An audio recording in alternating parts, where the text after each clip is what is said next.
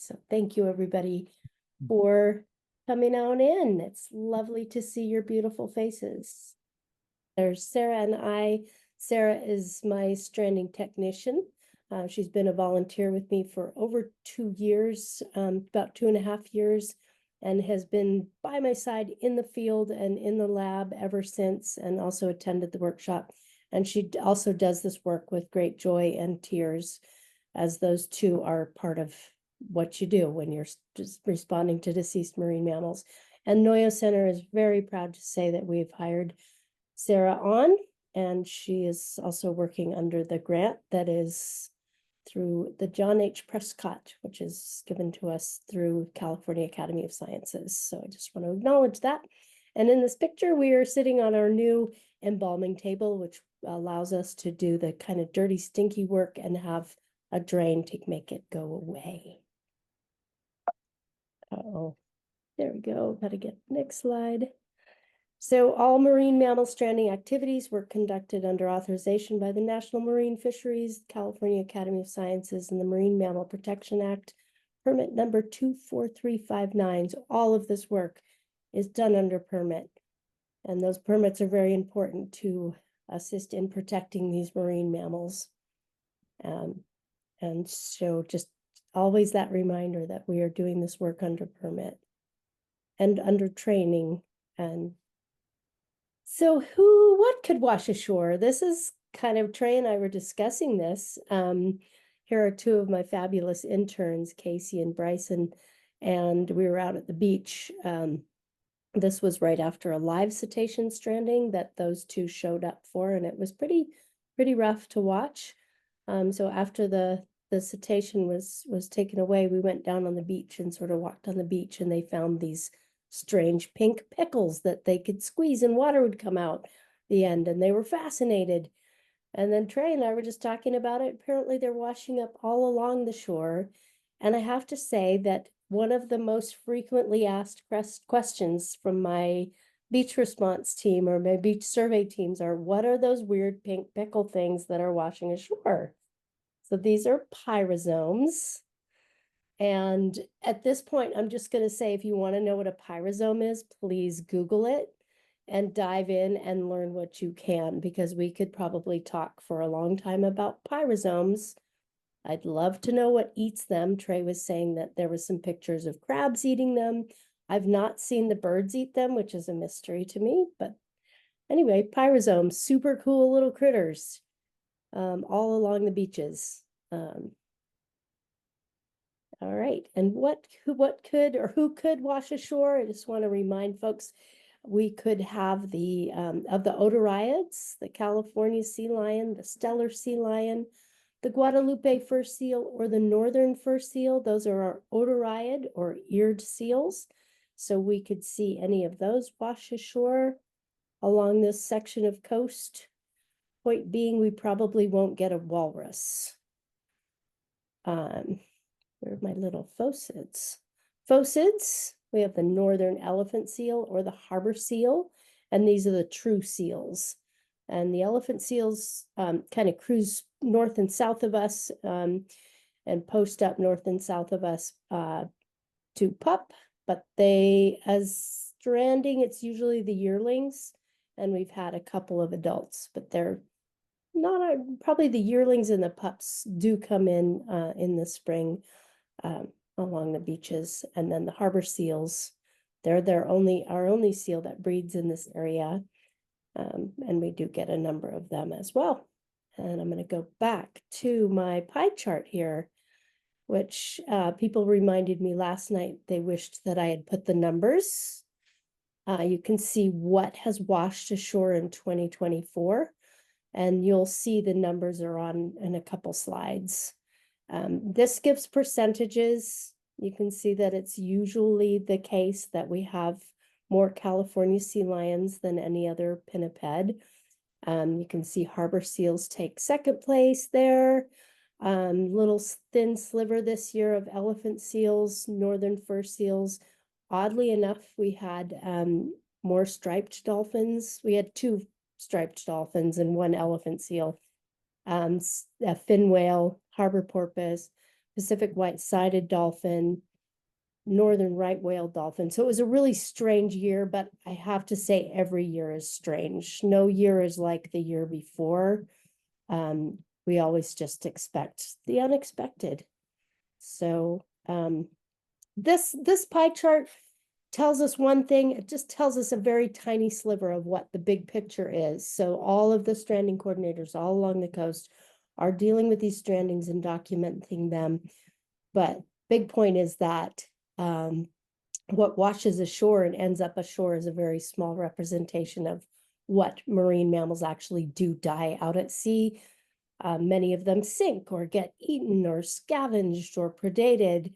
So what rolls in just happens to be the currents and the wind and all of that. So taking this and putting it in and thinking that it's like really important hard science is it's just seeing a little sliver of the big picture. But that's what happened for us this year.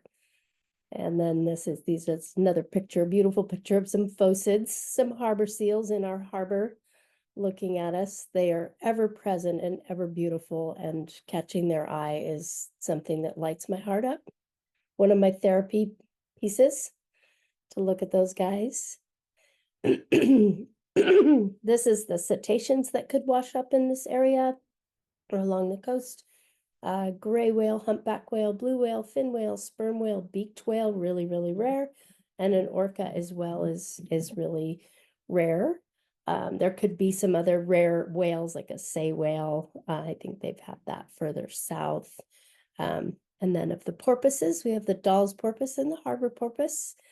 Dolphins, we have Pacific white-sided, northern right whale dolphin, striped dolphin, and perhaps a Risso's dolphin. There are other dolphins. These are the ones that I've seen, and happily no Risso's dolphin yet up in Mendocino County. So when I say Mendocino County, my region kind of stretches down to the Gualala area, and then it's Sue's Sonoma team, and then it gets down into the Bay Area and down into San Mateo County, and that's the CAS region, or the California Academy of Sciences region.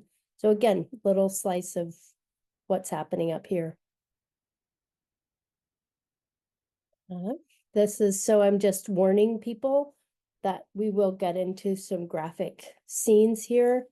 So if you don't like to watch and see blood and whatnot, you might get a little, just be prepared, please. I see the beauty in it. It's incredible. It's beautiful, and it's a real honor to work on these animals and see kind of how things work.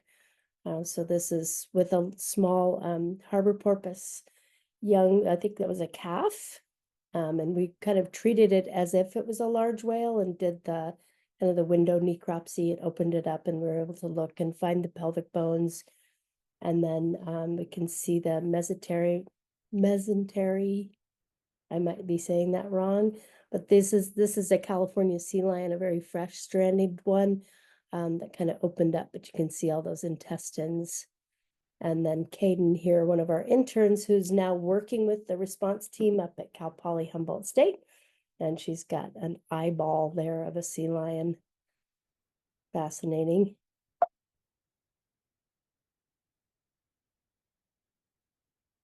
Yeah, and so what washed ashore along the Mendocino Coast that I know of, right? This is just what I know of. Prior to the Noyo Center becoming a designee organization under California Academy, and part of the West Coast Stranding Network, would be a fin whale, a blue whale, a neonatal sperm whale, a humpback whale calf, a gray whale, and a minke whale. So those are prior to 2014 and prior to us actually doing this. So before that, I think it was Cal Poly Humboldt State that would come down. I know that they had something to do with the fin whale. And then when the blue whale washed in 2009, that was a collaborative response, but so different from how we respond now. And anyway, that's kind of prior to that. And in this photo is the fin whale, just part of the fin whale that washed ashore at Blues Beach to the north of Fort Bragg. So here are the numbers. Oh, no, this is the 10-year look at what has washed in. So gray whales, humpback whales, fin whale, killer whale, sperm whale, beaked whale, minke whale, striped dolphin. There were 5 over the last 10 years. Pacific white-sided dolphin 3, harbor porpoise 6, and then the hundreds of pinnipeds, both phocids and otariids. And there's some pictures of a few of those animals that washed ashore, including the beaked whale and the sperm whale that never really did wash ashore, as we all know, and the killer whale that is now articulated and at the Noyo Center, and his story is really beautifully presented there. He washed in 2015, and the sperm whale was an animal that almost washed ashore but didn't, and then we were going to land it so that we could do a full necropsy, but he sank off of Fort Bragg, and he obviously a very rare specimen. And we got a lot of photographs of that animal. And then an interesting stranding kind of early in the game, I think in 2014 or 15, we responded to a gray whale. Can't really see it in this picture, but she is missing her fluke. And so we responded to her, and we collected her blubber and skin and got lots of photos again. And it turns out she was a known gray whale, and she'd been seen in Southern California without her fluke,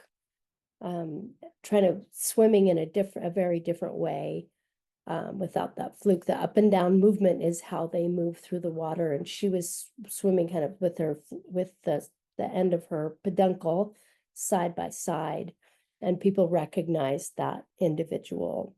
And how would they lose a fluke? Well, we don't really know, but the theories, they could be propeller strike, or it could have been an entanglement that entangles around that fluke and then it ends up coming up, but we don't know what happened to that individual and how she lost it, but she did somehow make it, either floated up here or actually powered by under her own power, got all the way to Fort Bragg.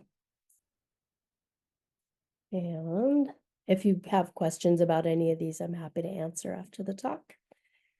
So here's our range. So Westport to Wallala, and up here in Westport is where we sort of intersect with Cal Poly Humboldt State.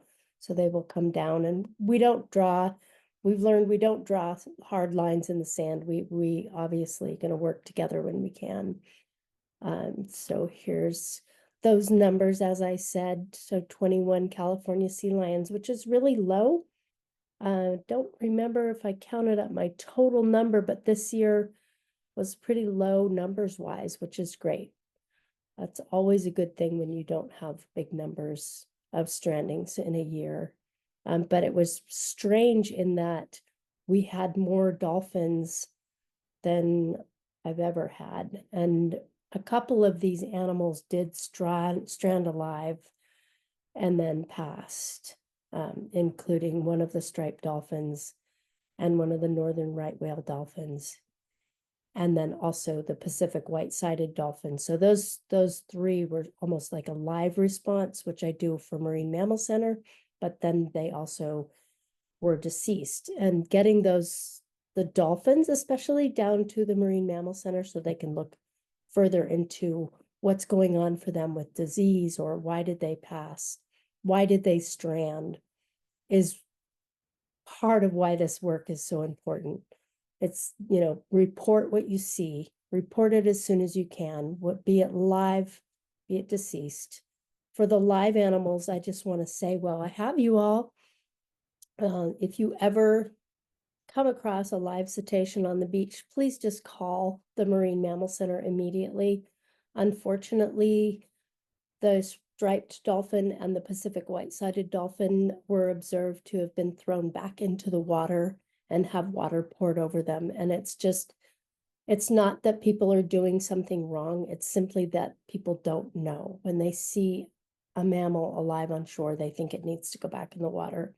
But remind them it's a mammal, and if you felt really horrible and you were just breathing on shore and somebody threw you in the water, it would be a big stressor. So getting that word out, I feel is really important to just make that call as fast as possible to get the teams in motion.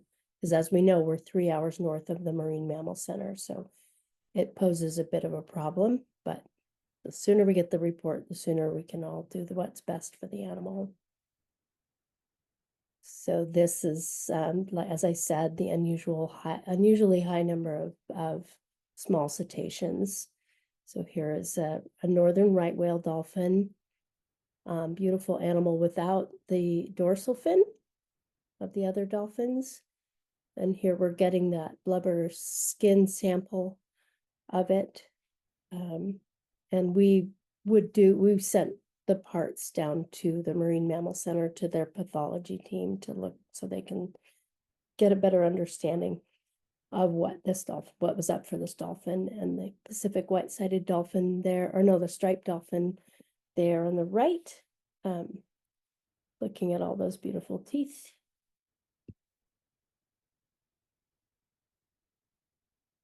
And the striped dolphin, actually, this is a nighttime response. So this happened down in on Manchester Beach.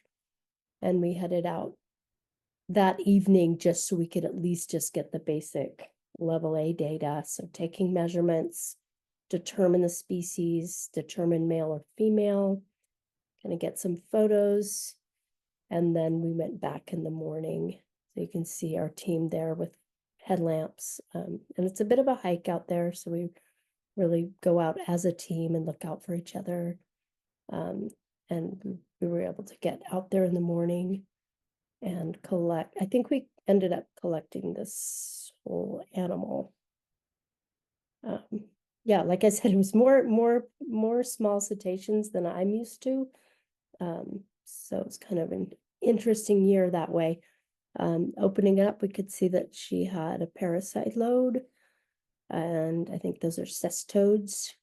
And then if you look on that picture on the lower right there, those are rake marks. So rake marks are kind of tooth marks made by another cetacean. You could see orca rake marks, but in this case, I think just saying that this could be members of her own species because they really matched perfectly up to those perfectly lined up teeth. So she had a number of scars, and they might just be toothy. I hope we can dive in and answer some of these questions that I'm not able to, but very curious. And one of the most important parts of a response is getting all those photos so that we can share them out and learn from the bigger community, right? And this is that northern right whale dolphin that we passed. This is a different one. This is one that we stranded alive and then it passed. And then this is the Marine Mammal Center team from down in Manchester. And we hauled the animal off the beach and got it transported down to the Marine Mammal Center where they were able to do a full necropsy, which is like an autopsy.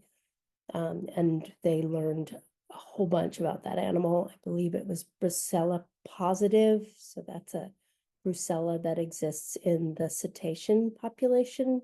It's not to be confused with brucella bovine.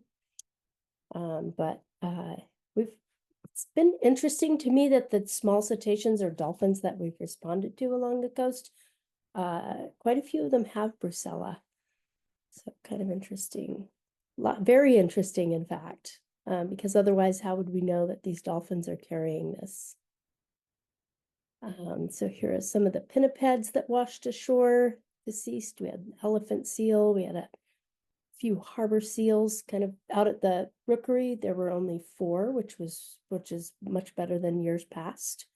And then a couple outliers, and then a northern fur seal. And to me, this picture, you can see that they're all seals, sea lions, 2 seals and a fur seal. And it's not always easy when you're looking at something that's on the beach to determine species. So Sue trained us to be really good at sleuthing and determining what species it is and what age class and all of those things. And this is a California sea lion, an adult male. You can sort of see that sagittal crest of the skull there, and a big boy, very big animal. And then this is also a California sea lion, but all that was left was this cleaned up skull, probably cleaned up by scavengers. And so the way to determine this one, I don't have any teeth to look at. I don't have any fur to look at. I don't have the rest of the body to look at. I don't have the flippers to look at. All I have there is the shape of these two little pointy things that stick out right. They're called post-orbital processes. And the shape of them in the odoriids, so the sea lion and the stellar sea lion and the fur seals, is just a little bit different in each of those animals. So in that case, I really leaned into my training and determined that I could actually tell Sue with confidence that that's a California sea lion, even though it's just a bit of a scrap that's left. And that would have been a pup. You can see the sutures there are not fused yet. So a pup or a youngster. And here we have a couple that look really similar, and they're often very challenging to determine species when you're looking at something that looks so similar. They're both fur seals. They have a little bit more fur than a sea lion, but at this young age, if you saw any of the 4 odoriids, the eared seals, it would be difficult to tell them apart at this age. So really getting into the sleuthing there with the fur on the flippers. Here, this is a Guadalupe because the fur goes extending out towards the end of the flipper. But that doesn't eliminate sea lion, so it gets confusing. And then this animal over here on the right has short, it doesn't have the hair all the way down to the end of the flipper. There's sort of a cut-off t-shirt, we call it. So this is the northern fur seal, and this is the Guadalupe fur seal. But there are other clues that one would have to look into to 100% determine the species of these two. And then this is our fin whale that stranded mid-December. And day 1, which was September 14th or 16th, right in there, we got the call that I think someone reported it as a humpback whale. And that's fine. It's a whale. They reported it, and we were able to get out there to it before the tide washed it out. It's a 1.5 mile hike north of Ward Avenue. So we responded, a small team, and meanwhile, lots of communication going on in this case with the whole network, because this is an endangered species. It's a juvenile fin whale measuring 1,225 centimeters, which is about 40 feet. So an adult female could maybe get close to 80 feet.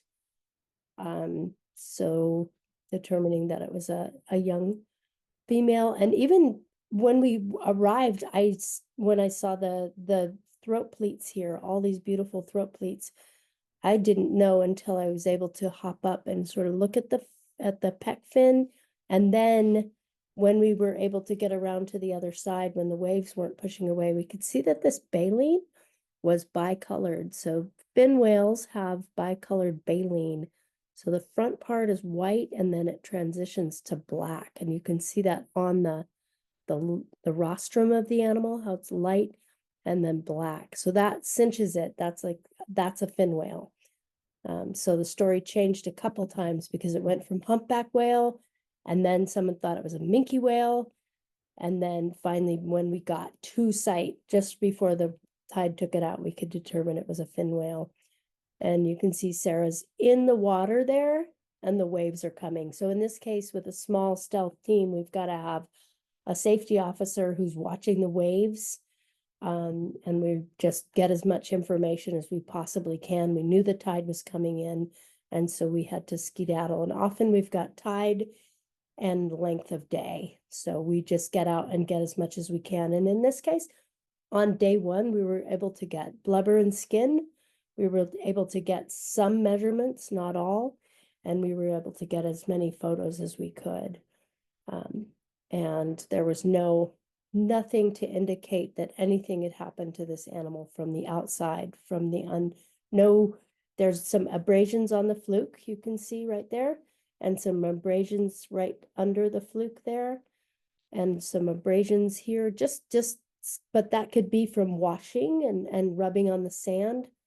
So no way to say. One of the big questions that come up always is what happened? And oftentimes we really don't know. But the good news here is that the whale did stay in the area, but it did wash a 1.5 miles south. So we sent people out in the morning to go and look for it, and they found it 1.5 miles south of the first stranding area. But just take in how beautiful she was on day 1. And here's day 2. So this is the next morning. She's in the surf. She's gone 1.5 miles south. And that's my hand next to a very large bite wound.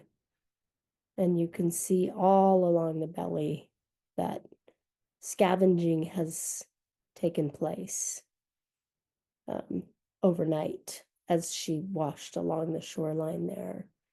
So more phone calls were made, and a plan was made for the Marine Mammal Center, the California Academy of Science, and Cal Poly Humboldt teams to come the following day to get as much information from this endangered species as we possibly could. So here's a collaborative response with the folks that I mentioned. And this animal stranded in snowy plover area. So what you see here is we're opening her up, and we were asked by the partner agency, the state parks, because it's in a preserve, not to just cut the chunks of blubber off, because then they'll float north along the sand in the preserve. So we had to be extra careful as we opened her up to examine the inside of the whale. And one thing that I learned on this was, I said, oh, it looks thin. Well, fin whale is the fastest swimming baleen whale, second largest animal on the planet, very fast swimming, and they're sleek. They have a very sleek look to them. So here you can see the blubber depth, or the blubber layer.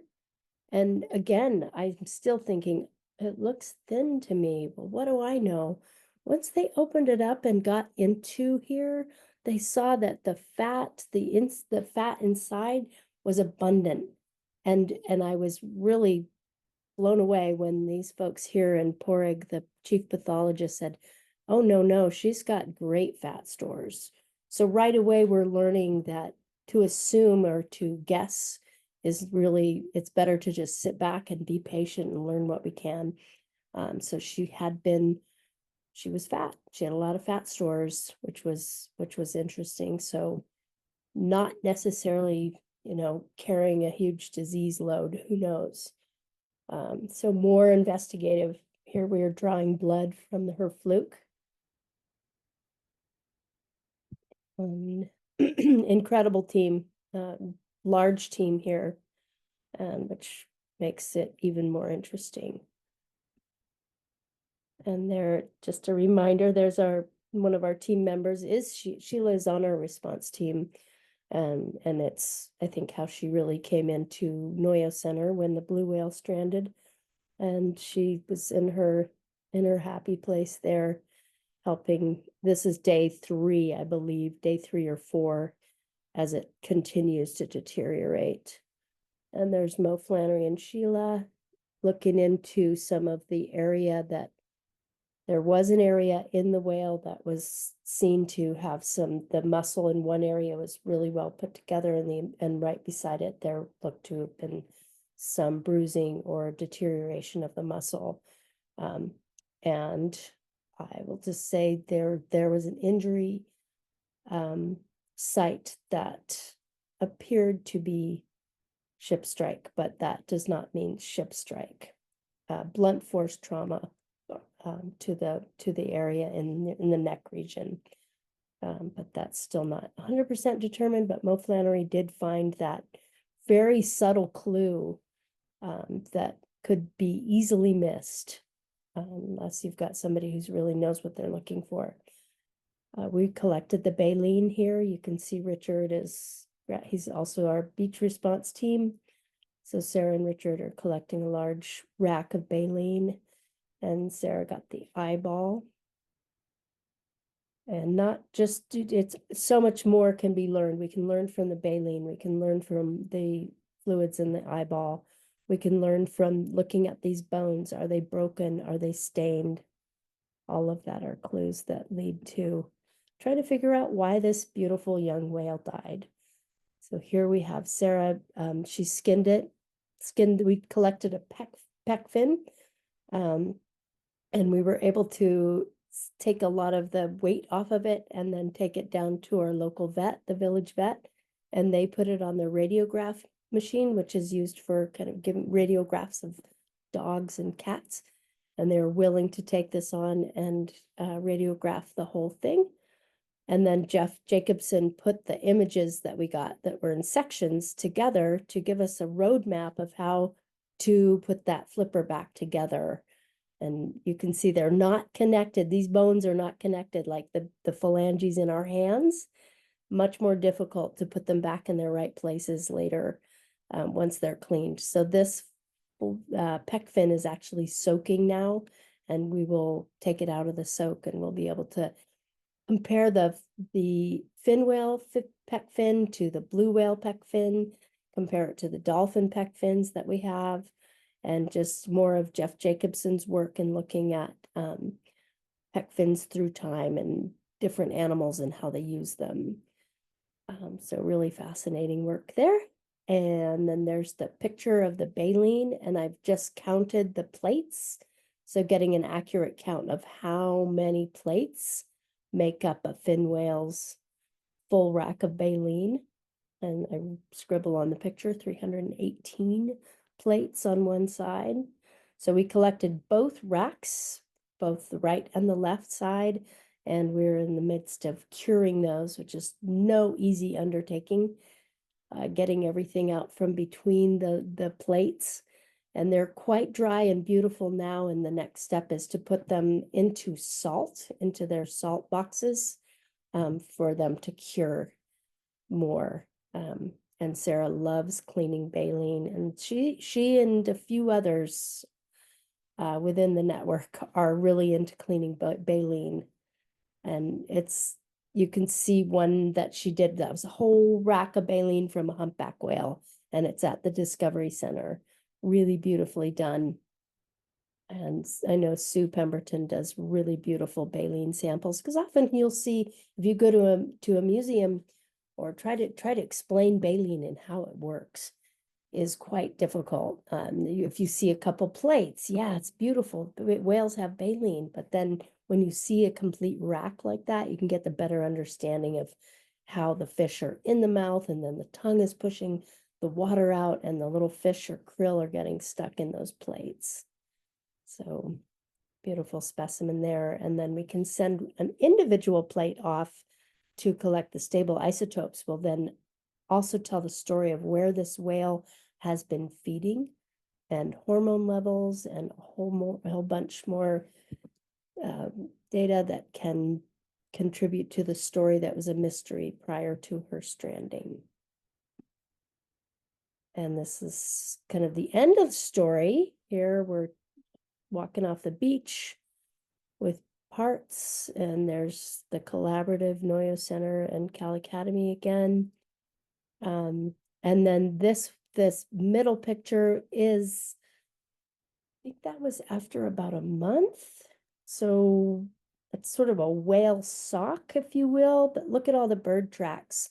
And there were canine tracks in there that I'm not sure were dogs. They may have been coyote tracks, but a ton of bird activity.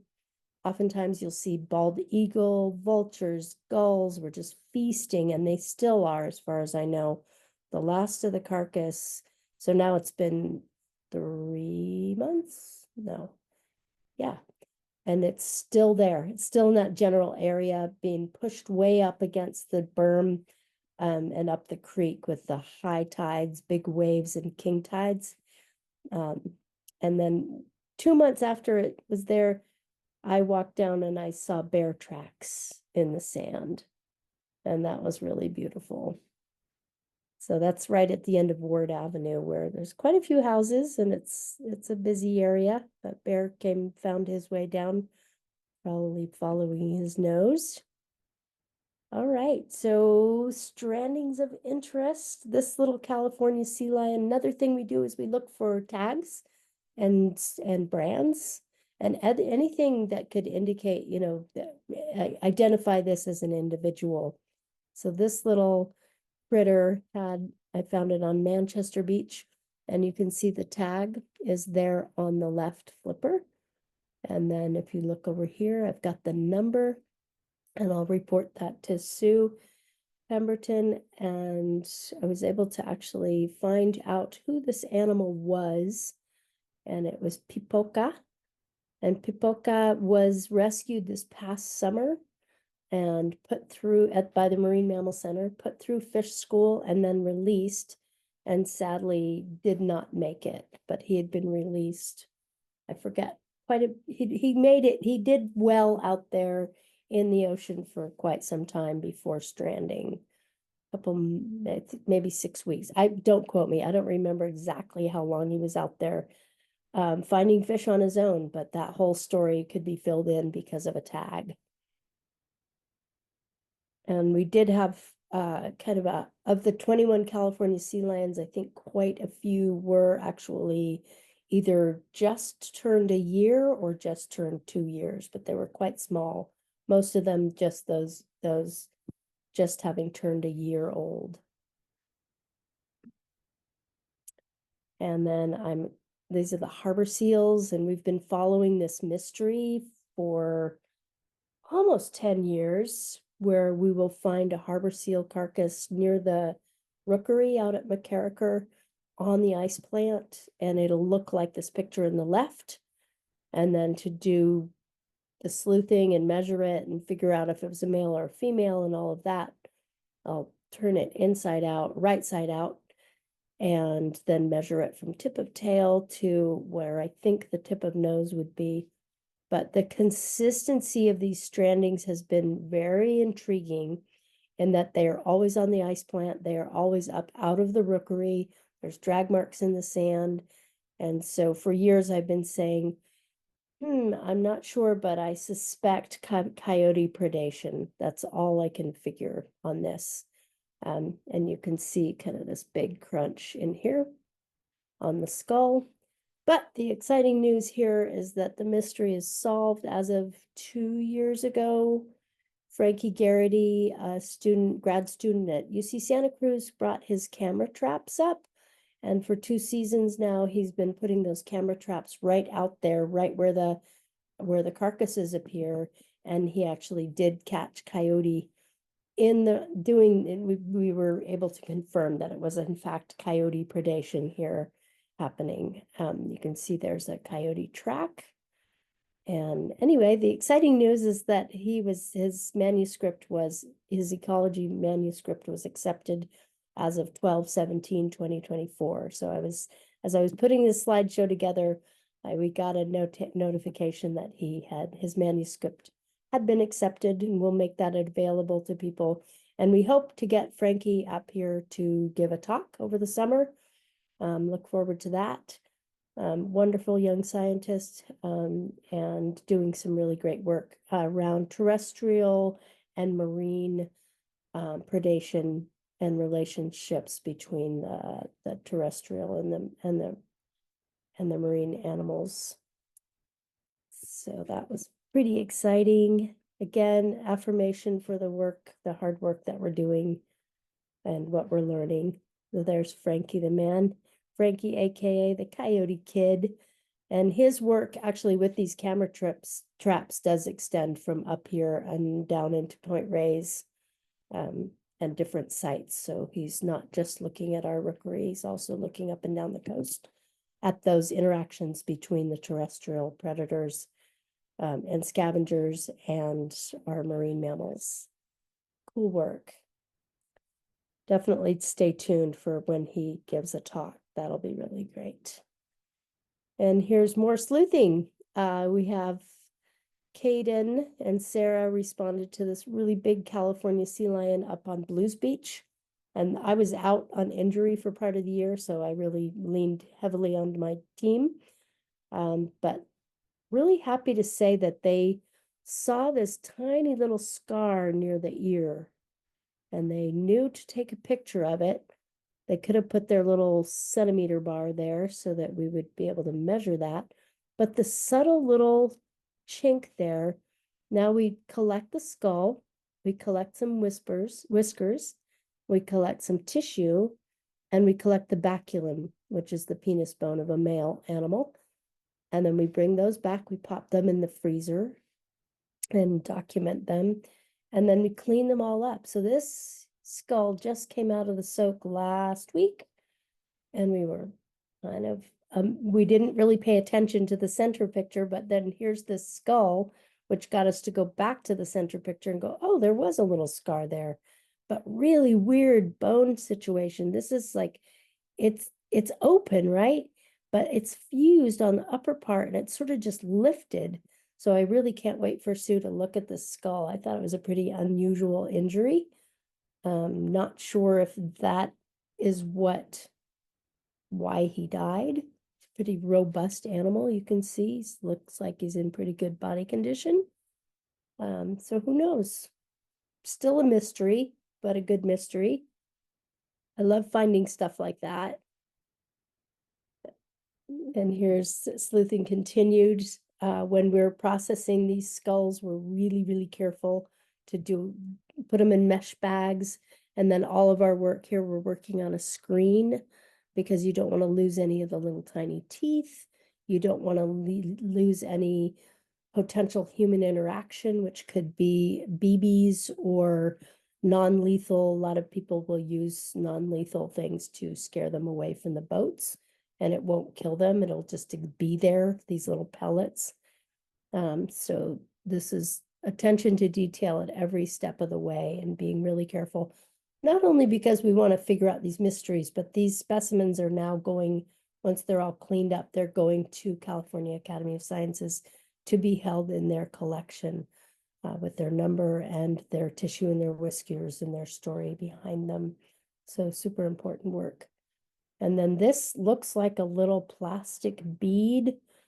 And Sarah did some experiments in which she put skulls in the soak that had eyeballs, and she found that these weird little spherical objects were squishy when they came out of the soak. So now we're thinking maybe those were just eyeballs.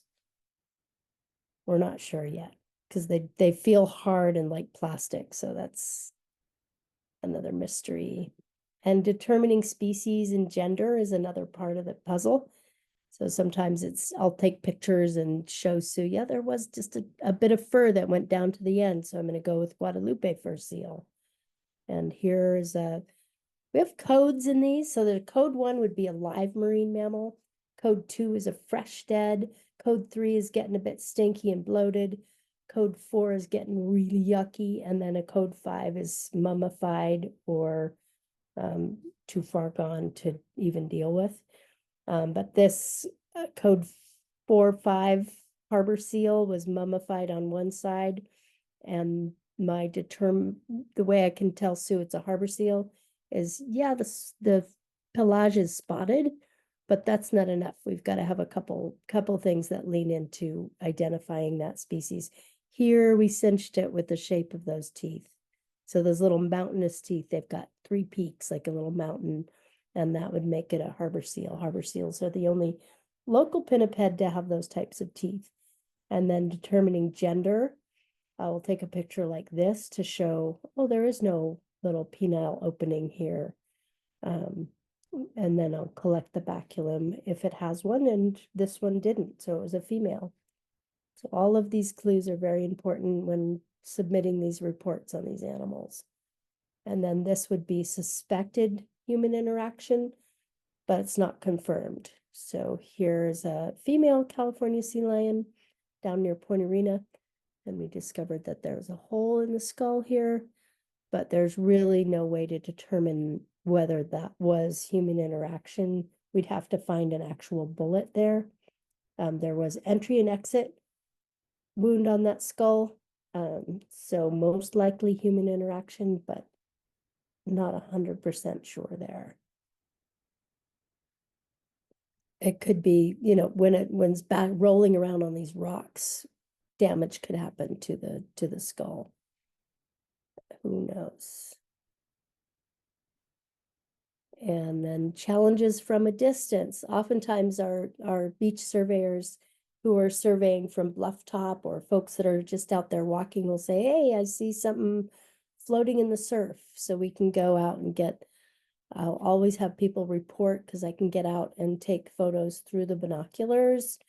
And this one I was able to determine California sea lion because it rolled a bit, saw the head, and then also saw that it was a male. So it's challenging, but it's possible to get information on these animals. So the picture on the right side there, I'm looking way, way down onto this beach in Point Arena. It's like probably 150 feet below me, but there's the binocular view. And in this case, I can maybe kind of get size of animal based on the turkey vultures there. But if the turkey vultures weren't there, it would be really hard to tell the size of it. So I can submit that report based on a distance look and the dark pelage of a California sea lion. And here again, you know, a scrappy little bit of a marine mammal with a turkey vulture. And here I can say, well, it looks like this one's very small. And there's a scapula. And so all the pictures, photos, because it's not going to be just me determining the report. I'm going to send those photos in to be looked at by other scientists. Here's some cool stuff with eyeballs, a closer look. So this is a California sea lion. And remember, they're animals that are hunting in the dark. So we know the terrestrial animals that hunt in the dark, like owls and different animals that hunt in the dark, they've got to have good night vision. Sea lions and seals need good vision when they're hunting in the dark of the depths. So they have these specialized eyeballs that have tapetum lucidum, which is the light goes in and reflects back out. I remember learning that in school and just going, wow. And here we have the lens, I think, or that inner part. And we put it over writing, and you can see the magnification through that and the color of the eye, the dark.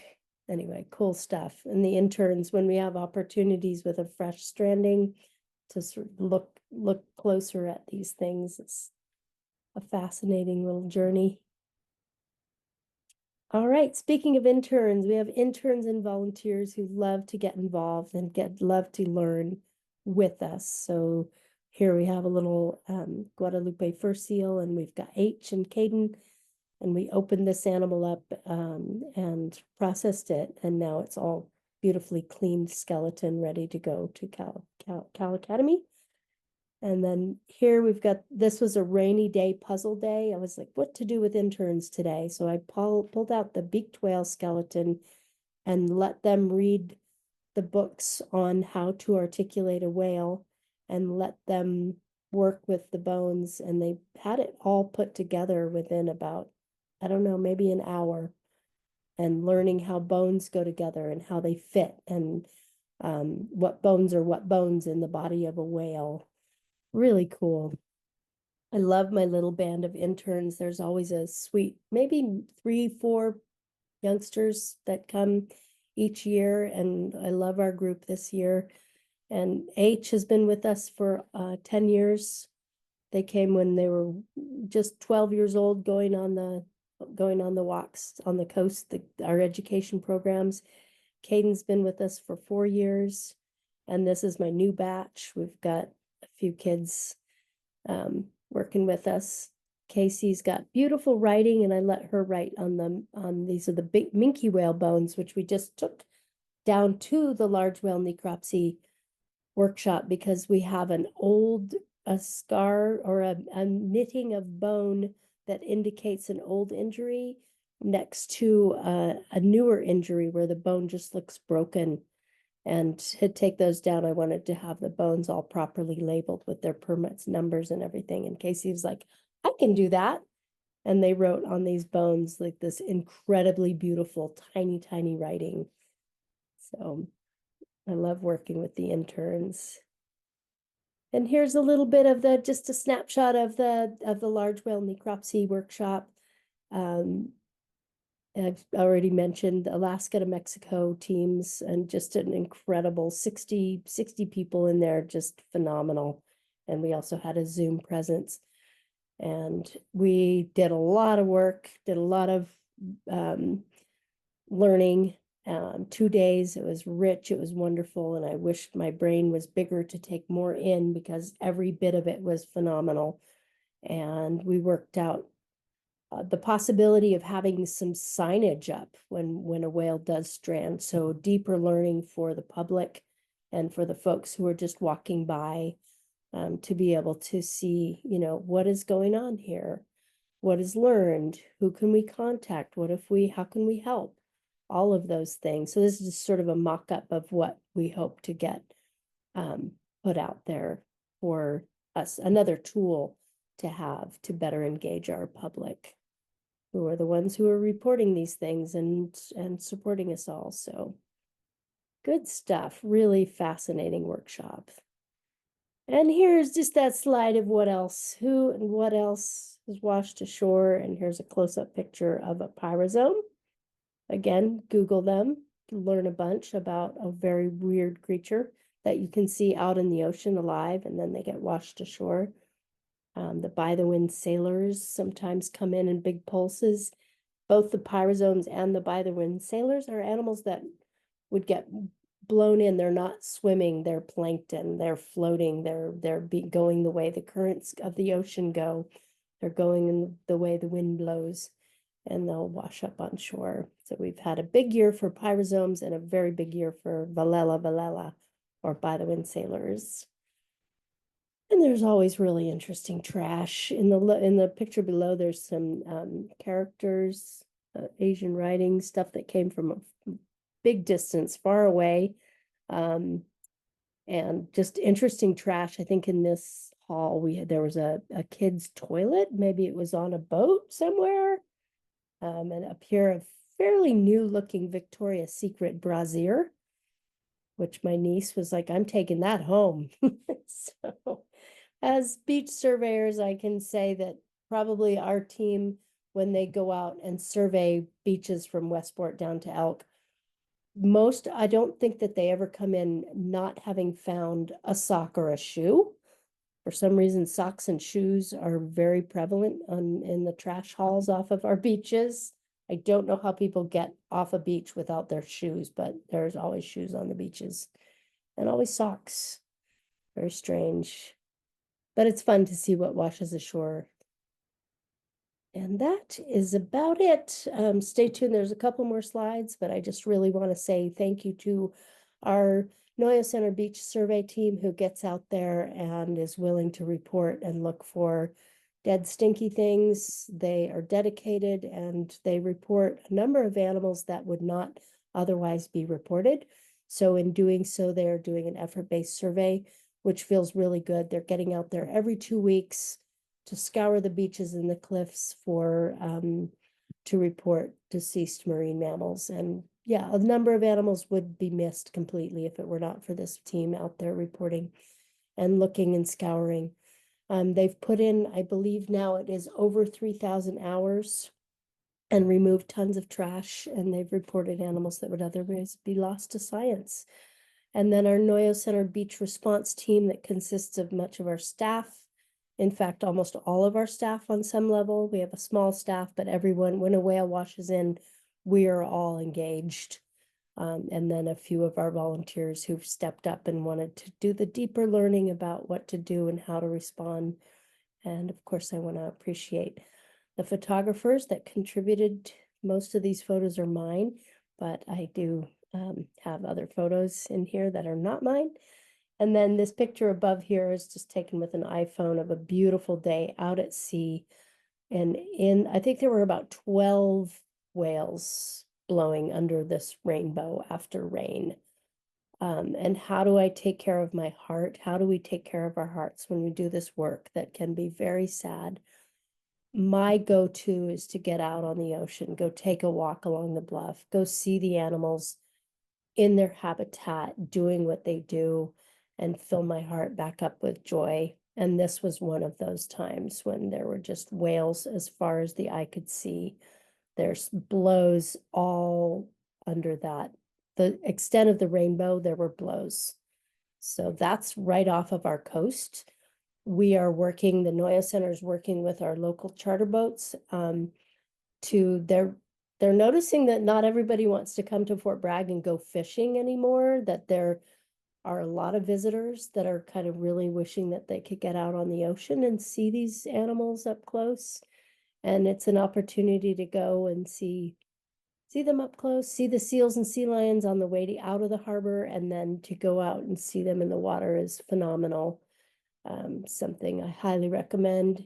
And we're also able to get photo ID on some of these animals, so we can see humpback whales that are in Guerrero, Mexico, all the way up, and the same whale will be seen off Fort Bragg. That same whale may be seen off of Oregon. And this is a photo catalog of different species of whales where photographers are taking pictures and identifying these animals. So we aim to do more of that work in the coming years, where we're getting out on the water and doing opportunistic science as community scientists and contributing to the database and tracking our live marine mammals, because I love my work and I need to get my heart happy with seeing the live. And additional thanks to the cleanup crew. This is a photo taken by Sarah Bogart, who reports. She's out there all the time, and she's a little bit further south. And she caught this beautiful picture of these turkey vultures, who I am eternally grateful to, both Sarah and the turkey vultures. Beautiful creatures, wise creatures. It's really fun to watch them do their work. So thank you, Sarah, for that photo. And now I will let us have some questions back and forth, and remind you of those numbers. Anytime you come across a live stranded marine mammal, please call the Marine Mammal Center. And for deceased marine mammals in this area, you can call my hotline here. And for anything further south, go ahead and call there's a national database number that we can call. But just go to our website, or how do I report a deceased mammal, and that number will pop up. I should have had that number there. And with that, I will stop sharing my screen and say hello to all of you who are patiently waiting there in the audience. Thank you for being here. And Trey has been monitoring chat, and we'll see how that goes with the questions from chat. And then if you want to chime in, I think we're small enough a group where we can hear your voices too. And Sue, let me just say hello to you and welcome you with your knowledge, and introduce Sue Pemberton, who has taught me so much. Hi. I want to really give a shout out to Sarah and the Noyo team, and pardon my stuffy nose. But really adding the Noyo Center to our stranding network permit has really changed the game for what we know about northern Sonoma and southern Mendocino County. These are areas that were not covered by anybody in dead response. We've had very few specimens in our collection that were very few specimens from this area. And having this working relationship with Sarah and the Noyo Center and her intrepid gang of beach responders has really broadened what we know. As you can see, she gets a wild amount of animals and different species across the board. And these would have all 10 years ago, prior to really the kickoff, was the orca on McCarraker in 2015, is what started the conversation. So shout out to that orca for for facilitating this new well, it's not new now, it's 10 years, but I'm constantly in awe of what you guys managed to do up there. I love our working relationship. I learn a lot um, in the work that we do. And so I'm just really grateful for you guys. And I don't know that I'll ever be able to really express it enough, but I do truly appreciate the efforts that you go to examine these animals, to get me the data, and then to get the specimens for us. Um, and I'm just really appreciative. So thank you so much to you and your great team. I just love you guys so much. And to Amy Van Syke, part of my Team Mendocino group, the 3 people that cover uh, the Sea Ranch and parts of Gualala and maybe Bodega if I beg them a little bit. But they're really great too. We've got a lot of coverage of coastline with all of these great people. Trey, you got anything in the chat? Well, no, thank you, Sarah. That was really great. And thank you, Sue, for being here. Vicky wants to know what animals were preying on the fin whale when it was floating down the coast other than great whites. Oh, well, that would be a really cool thing to investigate further, Vicky. I know uh, that we had Peter Pyle on site and he said those are great whites. But other than great whites, while it floated, there could have been some smaller sharks that were in on that. Although if there was a great white there, and judging by the size of those bite wounds, I don't know if anybody, well, I don't know who else could. And then once it hit land, obviously it kept on rolling out in the surf at night, getting more feasted on, and then rolling in at the day. So it provided a lot of calories for a lot of animals. And then once it hit the shore, that was definitely, well, it was a lot of gulls and a lot of ravens and a lot of turkey vultures. And then by evidence in the tracks, perhaps coyote and bear visited as well. Fun to get some cameras out on these animals too. And I think that that's part of what Frankie wants to do. So. Right. Sarah Bogart asked, in the cetaceans with brucella, was there enough infection to contribute to the cause of death that you know of? That's a great question to ask and listen to a talk by Poreg to learn a little bit more about that disease. Yeah, I don't understand enough about brucella and how it causes them to die. But that does what we've noticed in the animals that we've actually cleaned the bones of, there's some fusion of bones in them. So in the spine area, there was some fusion. But that's another science talk, I think, because I operate by collecting specimens and getting them to the people that know. So pay attention to Porrig. He's done papers on this stuff. So if you go to the Marine Mammal Center and look at the science that's coming out of that organization, you can dive a little deeper. So I don't know, maybe Sue can answer that.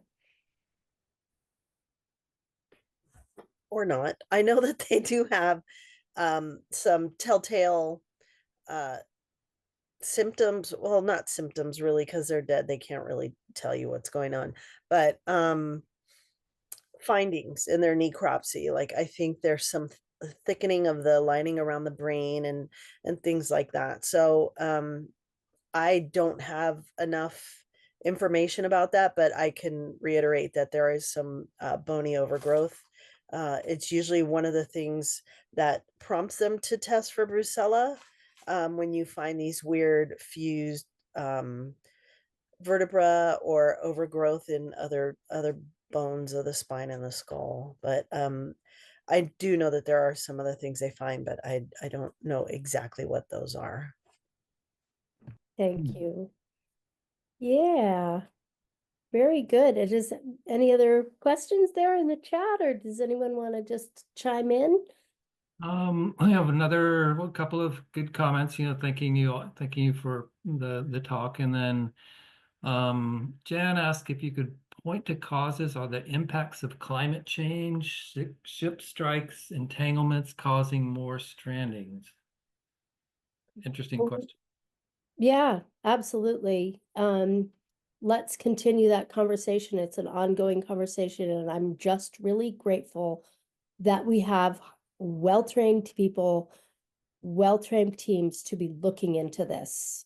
The more we are able to respond to these deceased mammals, pinnipeds, I mean, even into the birds, the more we can learn about their mysterious lives, right?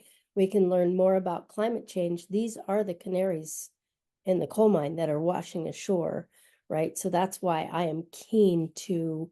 Trey said that I'm always out there with the dead stuff. I am. If it's a bird wreck, it's a bird wreck. If it's a mammal wreck, it's a mammal wreck. Whatever. It's clues to our ocean health, right? And then even with one individual, the team at Cal Academy and the Marine Mammal Center, with the whale stranding in high numbers in the Bay Area, they are really, really good at looking for ship strike evidence. And you can't just say it looks like a ship strike. You have to prove that it was an actual ship strike, which is pretty hard to do. Evidence of blunt force trauma, you don't immediately go to ship strike. What if the whale died of a disease and then got hit by a boat? All these things have to really be looked into, but because of the work and because of the training and attention to detail, we are seeing that, yes, there are a lot of animals that are being ship struck. There are a lot of whales that are being entangled. So we can see just how important this is. So we can say, oh, this is tragic. There are so many whales getting hit by boats now. Look at the numbers. Look at the Atlantic right whale. Look at where we're at. It's tragic, right? Maybe we can get those boats to slow down, but I have to say, we're not going to get those ships to slow down until we make conscious choices ourselves around climate change and around asking for that iPhone for Christmas that's coming from across the sea. So acknowledging our own part in this, I think, is really important to make those choices. I'm not trying to get preachy, and yet I am, because it's not me that's going to point at that ship captain who needs to get to that port. It's all of us, right? And we all do our little part. Every one of you who's here on this talk is doing your part to help, be it picking up trash or having an electric car or not driving or taking public transport or not consuming as much. We're all part of it, and it's really important, but don't get overwhelmed with what a huge work it is, because if each one of us do our little part, it's part of it. So there's my preachy bit. Yeah, important work that we would not know how many animals were getting ship strike, because even with the fin whale, there was no way to see any evidence of a ship strike on the outside of that animal. And it wasn't until we dug in deep behind the skull that we uncovered some clues to ship strike, right? So it takes work, and it is an important part of the story. So thank you for asking that.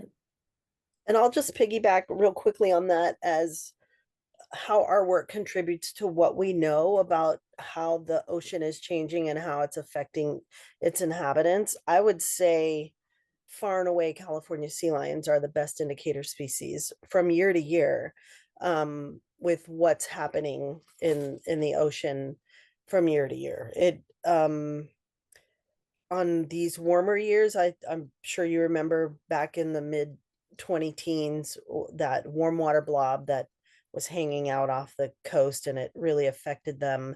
There was I think a complete cohort failure of pups on the Channel Islands, and then an 80% cohort failure right after that, the year after, somewhere around there. But what we saw this year down here, and maybe Sarah had a handful up there, was the California sea lion pups that we were seeing were probably about 20 to 25 centimeters shorter than they normally are. And what that tells us is that the females who normally make foraging trips of about 3 days once they've bonded with their pup, they were having a harder time finding fish, so they were going further down in the water column and further out to sea. So those 3-day trips turned into 5-day foraging trips, somewhere around there. And what ends up happening is cumulatively it ends up being less maternal attendance and an opportunity to suckle, so they end up just being stunted growth wise because they weren't getting the nutrition that they needed as they were growing, but also as they were starting to um, forage for themselves. They don't have the stamina to be far out at sea and dive deeply like their mothers do. So it ends up telling us that there was something going on at the probably in late April and May. There were hundreds of California sea lion fetuses in the rookeries around um, down here. I'm in Half Moon Bay, but I cover San Mateo County. But at Año Nuevo, which is a large island rookery, we didn't get a report from the Farallones, but down in Southern California on the Channel Islands, they had some. They probably had 200. I think the final count on Año Nuevo was 200 pre like premature births, and they weren't even live births. So for whatever reason, these females all cut. I don't know what happened. We still don't know what happened. But it happened from that area all the way down to Mexico through the birthing areas in Mexico. So we don't have an answer for that. It's another mystery to be solved. But as an indicator species, California sea lions are probably our best bet for um, documenting what we're finding. Um, and that's why it's really important for us to do this work. You might think it's just going out and taking data and collecting skulls and things like that, but we're contributing to a far bigger picture. We're little rowers on a very big, important boat, and we're part of a puzzle. We're part of a puzzle piece, or we're a puzzle piece that helps science understand a little bit more about this very rapidly changing environment that these guys are living in. Beautifully said, beautiful, Sue. Thank you so much for bringing that in. And Sue works on unusual mortality events as well, like Guadalupe fur seals, gray whale. I mean, it's really phenomenal. I saw that we've got quite a few questions, and we better let folks go get their dinner fairly soon. Trey, you want to take away the chat real quick? Yeah, there was just one other question about where these sea lion pups aborted dead or live birth. They were all dead. There were none that were found that were alive. And it only happened for a period of a couple of weeks. And then closer to their normal pupping period, which is the middle, like the end of May and the beginning of June, and then through July, then they started seeing normal pups with mothers tending to them. But it was just a dystopic scene of aerial photos of dead pups all over the beach and no known cause. Right. It was weird too, because we had the pelicans up here that were really in trouble. So if you picture a pelican diving and not quite being able to get to fish that are hanging out deeper because it's colder, but the pelicans and the sea lions this spring and early summer, like those, they're both having a really hard time. We did so many rescues on these very skinny little yearling California sea lions, and then there were all these pelicans, and it was like there's food out there, but they're not getting it. It was really, again, yeah, like Sue said, incredible mystery that we'll be able to look at through the years. And then the domoic acid toxicity, we got a high pseudonetia or domoic acid or pseudonetia count on our mussel sample just a couple weeks ago, which was weird. And then people have probably read about the number of sea lions that stranded over the summer, but further south, and they called our rescue teams down south because there were so many sea lions that were in trouble. But that's a whole nother story. So pay attention to science, listen to the scientists, support scientists, find the one you love and support them, support this great work. We know that the scientific community is going to face challenges in these upcoming years. So just stay positive, stay, work hard, extra hard to support science wherever you see fit. And thank you again for being with us here at Noyo Center. To all of you, you're awesome, and happy holidays, and let's hope for a good new year. Thank you.